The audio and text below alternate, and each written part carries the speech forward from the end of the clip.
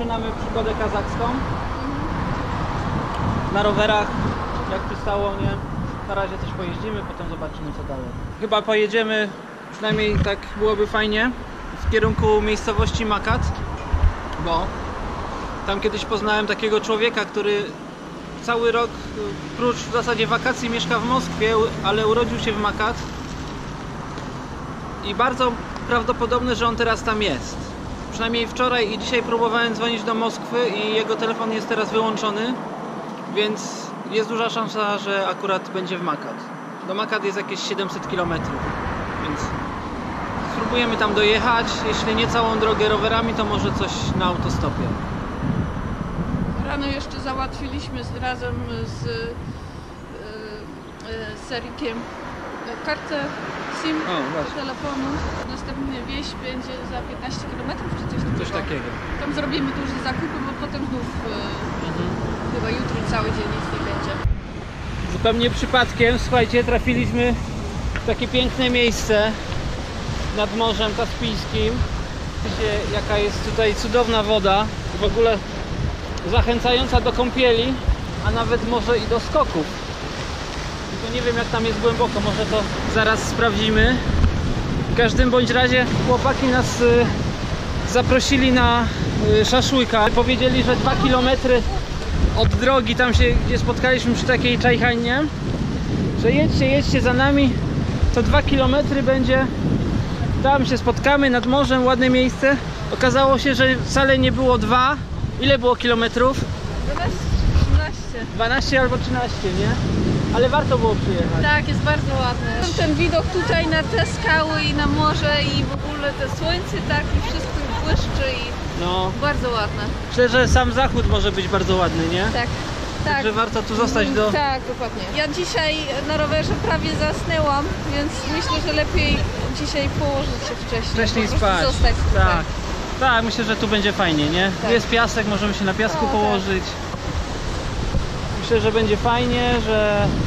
Straszyli nas trochę, że są wilki, ale tutaj jest trochę mniej, a tam gali dopiero jest dużo i są głodni po zimie i jedzą wszystkich łącznie z... I w ogóle jest, też nas straszą, że jest strasznie duże odległości między punktami, tam na przykład 100 km, 120 km. No tak, ale to dzisiaj już patrzyliśmy na mapie, było tak, że dopiero jutro miała być... Następna miejscowość. Tak, a po drodze jeszcze tam różne rzeczy były, cały czas jakieś domy, tam restauracja, sklep. Tak. Więc nie jest tak źle, jak wygląda na mapie. No może będzie gorzej, ale... A zaraz będziemy pewnie jeść szaszłyki. Szaszłyki się już robią. Szaszłyki z baraniny i szaszłyki z kurczaka. Nie, kuryca. A, kurica. Kuryca. No, A карачка.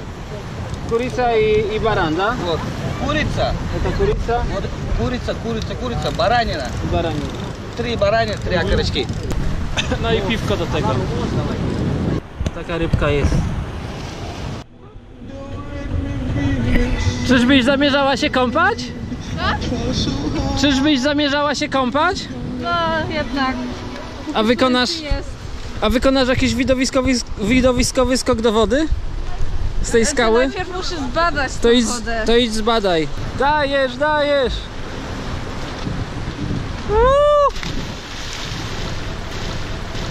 Brawo! Ja tu mam nadzieję, że włosy jeszcze można będzie rozwiązać po tej wodzie.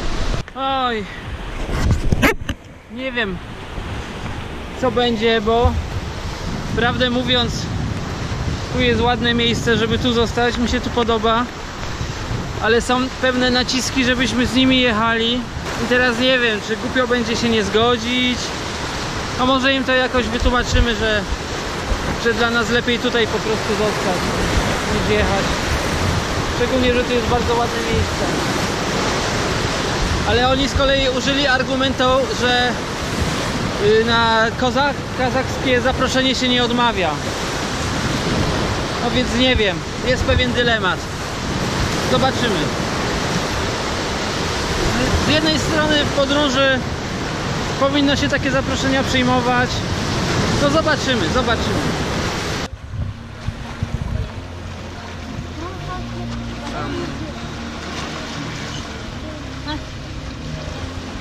Че, брат? Słuchajcie, no zostaniemy tutaj na tej plaży, bo po prostu logistycznie jest dla nas łatwiej stąd jechać dalej niż wracać w to samo miejsce, skąd dzisiaj wyjechaliśmy, chociaż 3 razy nas zapraszali, ale jest już też późno, bo już jest 20, zanim byśmy tam dojechali, zanim byłoby jedzenie, to wiecie, to zrobi się 10, siedzenie do 12, potem późne wstawanie, a tu zaraz się ułożymy, zaraz pójdziemy spać i rano dzięki temu jakoś wcześniej ruszymy w trasę. Także się żegnamy, oni odjeżdżają, a my sobie znajdziemy tu miejsca do spania jakieś fajne. Вот, брат наш. Полякам. Полякам, да? Да, Да. полякам, Полякам. братом. Хайз in Казахстан есть. Да? Всем Привет привет, из Казахстана. Да. Именно с Актау. Передают привет. От активинцев. От активинцев, да. Все. Всего доброго, Спасибо. встретимся. Давайте. Рахмат. Вам спасибо. Давайте. Все, давай, брат. Все, давай. Спасибо. Давайте. Удачи. Хороший мужик. Все, удачи. Пока. Спасибо большое. Удачи. Приятно было. Спасибо. Приятно было познакомиться. Очень Нам тоже. Да, Очень очень приятно приятно. было. Спасибо большое. Вам спасибо за компанию. Спасибо. Все, давайте. Вы думали, вы не приедете, а вы молодцы, приехали, красавчики. Давайте, вы балдежные ребята, честно. Давайте. Пока. Пока. Давай.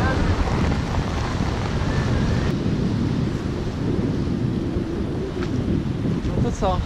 Zostaliśmy sami. No, Poszukamy miejscówki jakiejś, żeby może była lekko Biorę się, bo odsłonięta zimno. od wiatru, nie? Zimno, tak, no. ten kościół mi jest zupełnie super. To idź się przebieraj. Wybraliśmy miejsce na nocleg. Jest to oddalone jakieś 50 metrów od morza. Przez to jest troszkę mniejszy wiatr. W nocy nie będzie tak dokuczliwy. Tu jest w miarę równo.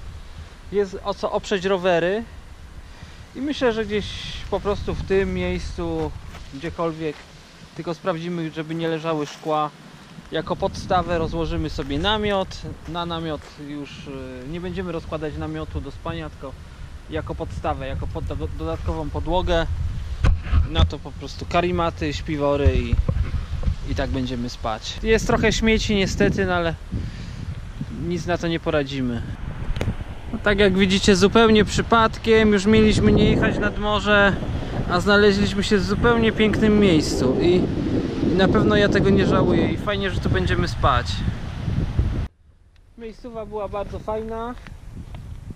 Noc była przyjemna, oprócz tego, że mnie strasznie głowa bolała, ale na szczęście już mnie przestało, ale oprócz tego było wszystko ok.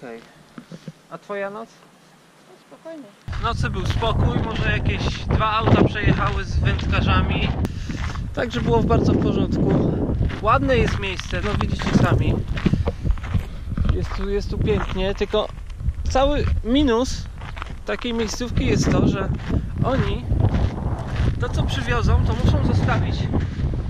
Nie potrafią zjeść, wypić i ładnie tych wszystkich śmieci ze sobą zabrać. Wszyscy tu przejeżdżają samochodami, nikt tu nie przychodzi na nogach, bo to jest daleko od miasta, daleko od drogi.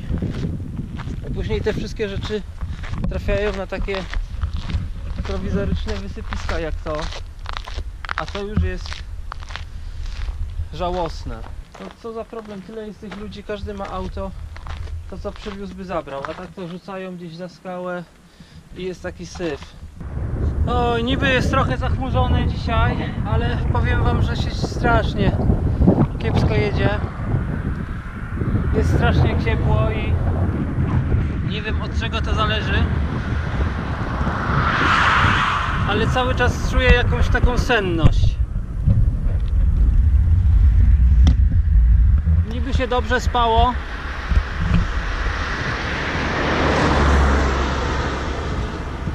no co prawda mnie głowa bolała i dopiero chyba o 3 w nocy zasnąłem.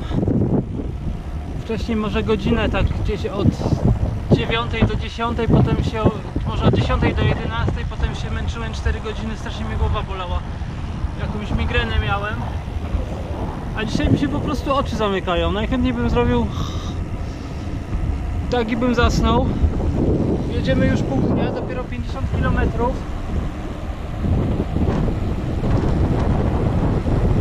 Takim oto stepem. To jest takie, ponieważ to jest blisko morza, Więc ten step jest tak pofałdowany, jest troszeczkę do góry, troszeczkę w dół.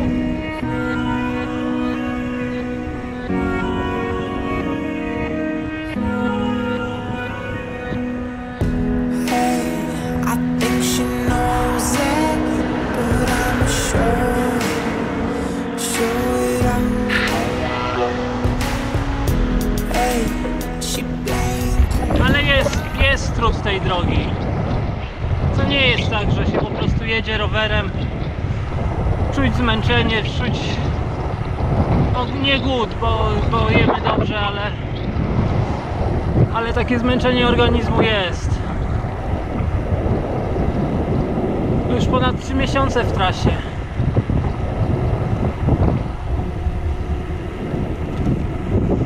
Już niedługo się 4. miesiąc rozpocznie. No i straszna monotonia. A to jeszcze jest taki step, że jeszcze są właśnie jakieś pagóry, coś tu jeszcze jest gdzie oko zawiesić, a jeszcze może być tak, że po prostu będzie równo albo pustynia. 150 km między punktem, gdzie można wodę brać, to już jest przesrane. Złapaliśmy nocnego stopa. Przejechaliśmy jakieś 700 km i jesteśmy niedaleko miejscowości Makat, dokładnie jakieś 20... Patrzyłaś na mapę? 20 km? 18. Ale zależy do którego miejsca. Tylko, że niestety taką drogą będziemy jechać. No ale cóż, no nie ma innego wyjścia, będziemy jechać tą szutrówką i tyle. Jakoś przejedziemy. No i co? I w Makat chcemy znaleźć mojego znajomego, którego kiedyś tam poznałem 3 lata temu. On co prawda zawsze cały rok mieszka w Moskwie, tylko przyjeżdża tu na lato, czyli powinien już być, bo jak go kiedyś spotkałem, to właśnie to już było nawet wcześniej, dzisiaj jest 20 czerwca, jak go spotkałem pewnie bliżej początku czerwca, więc mam nadzieję, że będzie. Nie pamiętam tego adresu dokładnie, więc mam nadzieję, że jak tam dojedziemy, to sobie zacznę przypominać w głowie i mam zdjęcie, więc jak coś to będziemy pokazywać ludziom. Może ktoś nam powie, który to dom, czy jest. Mamy imię i nazwisko. Jeśli go znajdziemy, to będzie fajnie, bo wtedy zostaniemy tutaj pewnie z 2 dni, żeby trochę się odpocząć, wykąpać, uprać i po prostu odpocząć i tam pogadać i tak dalej i zastanowić się jak dalej, a jak go nie znajdziemy, to będziemy się zastanawiać co dalej. No i dzisiaj się zaczęły prawdziwe bezdroża w kierunku Makat, ale prawda jest taka, że my jedziemy na skróty, bo tą drogą jest tylko 18 km, a jakbyśmy chcieli dojechać asfaltem, to byłoby 50. A tu są takie solanki chyba, nie? Nie potrzebujemy takiej soli trochę? No, pudełko mamy półpuste, więc możemy dopełnić. I co? Twarda. Twarda. I słone. O! Bardzo. To po prostu słone jezioro. Ale w każdym razie jest wolność, czuć wolność. Także nie siedźcie w domu przed komputerami, tylko też pojedźcie do Kazachstanu. A my wam wszystko powiemy, jak pozałatwiać, jak łapać stopa. Będziemy mieć już wprawę. I co jakiś czas jak jedziemy, to takie ładne wielbłądy nam stoją przy drodze. A nawet na drodze. A nawet na drodze nieraz.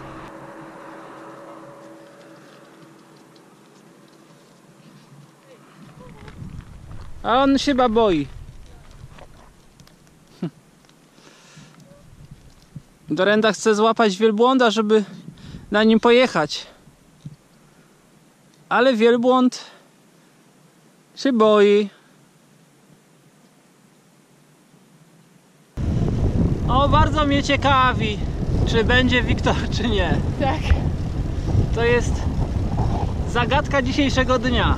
Ale nawet jak go nie będzie, to przynajmniej przejechaliśmy bardzo ładny odcinek. Tak, bardzo Bo ta fajnie. droga była prostu ładna. Dobrze się nią jechało, nawet jak było nieutwardzone. I po prostu tereny są inne tak, koło takiej drogi niż koło takiej Niż na asfalcie, trasy. nie? Tak. Trzeba było wytaskać po schodach na taki chodnik. Na szczęście udało się w dwójkę to zrobić. Jesteśmy przy samym dworcu kolejowym w Makacie. No, znaleźliśmy dom, ale wygląda na to, że nie ma go. Wszystko na to wskazuje, bo jest kłódka na drzwiach. Sąsiedzi go nie widzieli, mówią, że mieszka w Moskwie.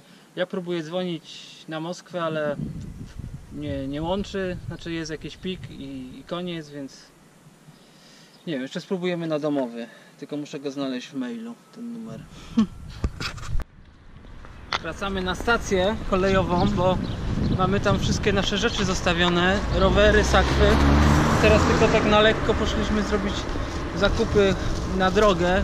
Chleb, jakieś warzywa, owoce, bo będziemy jechać jutro rano, ale tak o świcie, o 6 rano pociągiem 500 km do takiej miejscowości, skąd potem spróbujemy znowu łapać stopa, bo z tego Makat, gdzie teraz jesteśmy, byłoby strasznie ciężko się wydostać.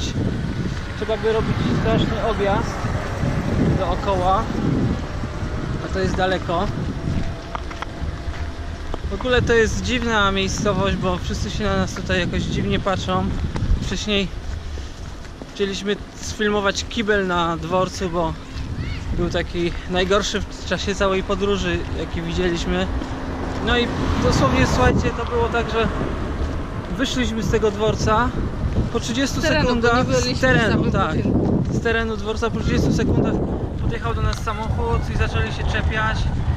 Po co filmujemy? Przecież nie wolno. To jest obiekt strategiczny. Tak, obiekt strategiczny. No i wykasowałem te filmy po prostu przy tym gościu.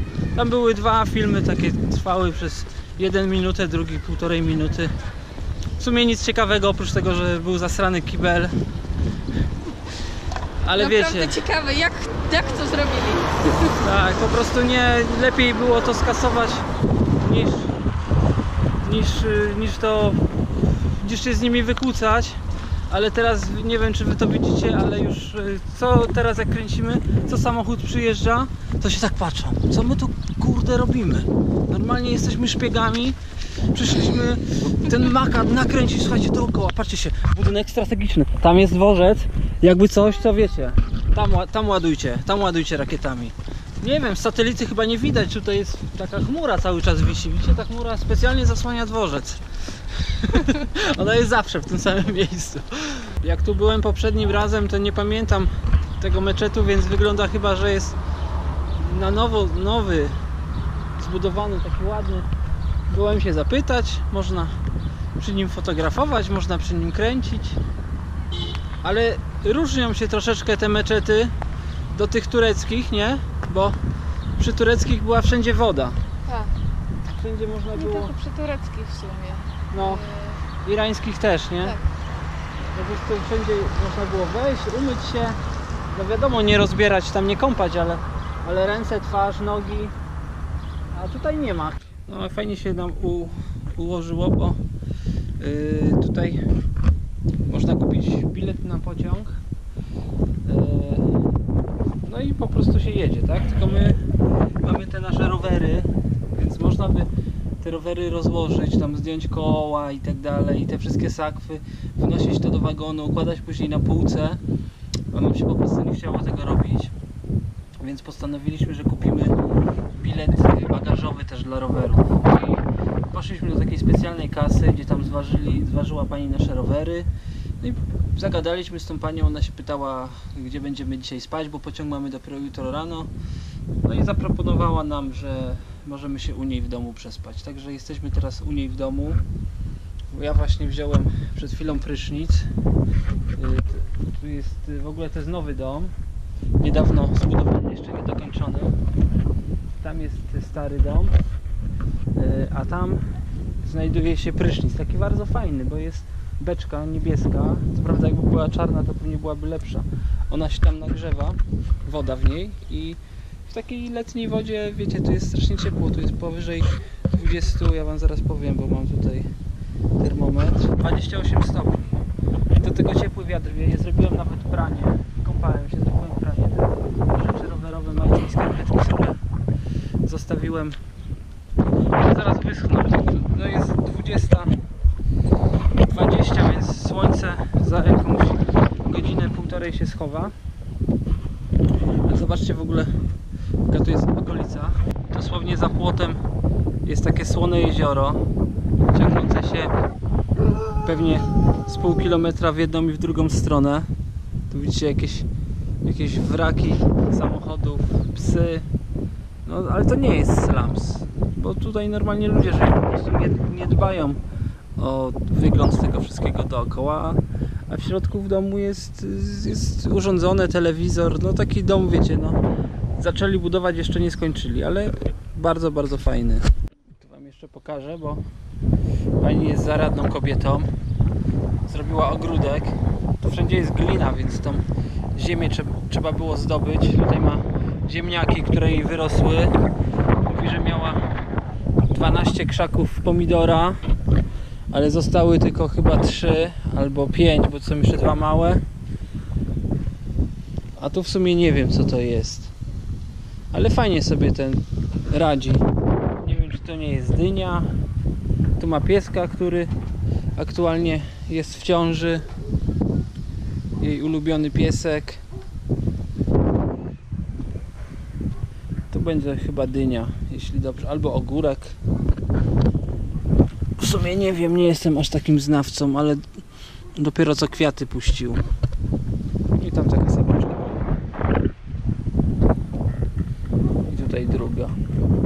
A to stary dom, który ze względu na to, że zbudowali nowy, no to ten stary zburzyli. Jeszcze jedna ściana została.